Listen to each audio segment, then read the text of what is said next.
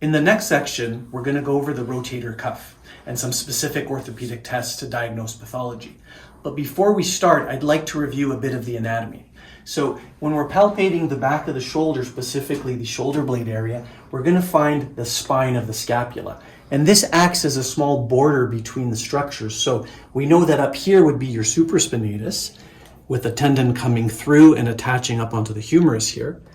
Below the spine here of the scapula, we have the infraspinatus and the teres minor, and these are your external rotators.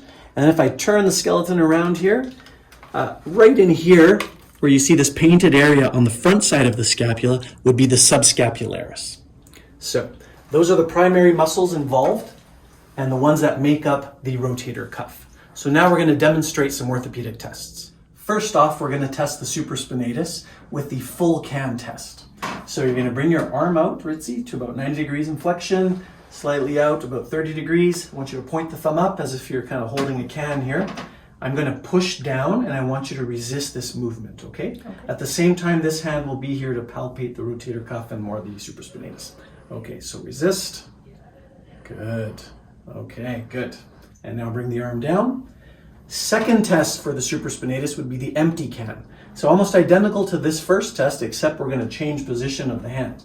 So you're going to bring this up once again, and this time pretend like you're emptying a can. So you're going to turn it perfect. Keep the thumb pointing down. Same idea, you're going to resist, okay? There we go. Good, okay.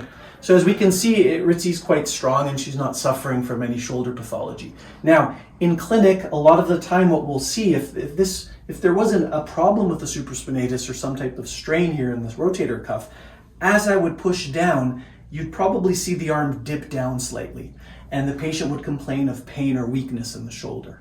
Another thing that we've come to see in clinic quite often is that an anterior posture where the head and the shoulders are forward can actually create a situation where this test might actually seem positive for rotator cuff pathology, but the minute we correct the patient's posture, so if we were to bring the shoulders back and tuck the chin back a little, we would test this and we would actually see it as being a negative test. So it's just something to think about when you're examining your patients.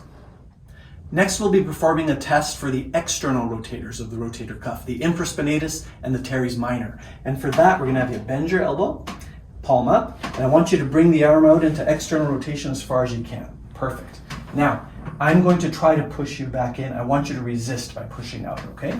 So here we go. Now resist. Good.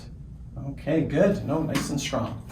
And now we're going to do the internal rotators. We're testing those. So that would be the subscapularis muscle. So I want you to turn here so you can kind of face away so the camera can see the back here. We're going to bring the arm back with the palm facing towards me like this. Perfect.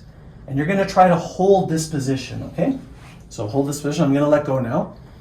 Okay, and actually let's straighten this wrist out like that. Okay, so hold it there. So what I'm observing for here is to see whether Ritzy's hand migrates slowly towards her low back. Now if that happens, that's a lag sign. So that could be indicative of a problem here. We're also going to test the strength of the subscapularis. So I want you to bring the arm out a bit. I'm going to push against your hand and I want you to push back, okay?